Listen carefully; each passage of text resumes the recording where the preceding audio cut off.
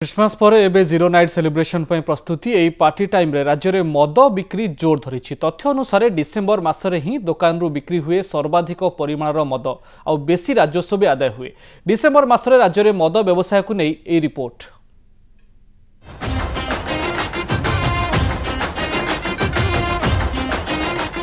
Festive mood रे सारा राज्य क्रिसमस पर एबे जीरो नाइट सेलिब्रेशन पाई काउंटडाउन पार्टी सांगकू पिकनिक।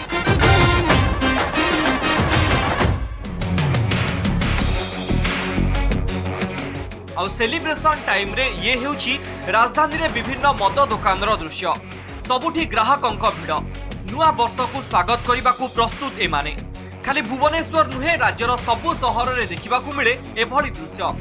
तथ्य कहूची डिसेम्बर मासरे सर्वाधिक परिमाणर मद बिक्री हुए विदेशी देशी मद उभय ग्राहक एंजॉय करुवा बेले दुकानी भी खुश।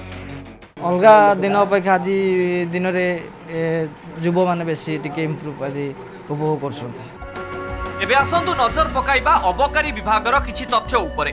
2011 रे मद बिक्री आदाय होइतिला मोट 1379 कोटी 91 लाख टका। एथिरु केवल डिसेम्बर मासरे अबकारी विभाग पाइतिला 58.06 कोटी टका। सेबुली 2012 रे मोट अबकारी राजस्व परिमाण थिला प्राय 1500 कोटी। सेही वर्ष केवल डिसेम्बर रे मिलितिला 85.94 कोटी टका।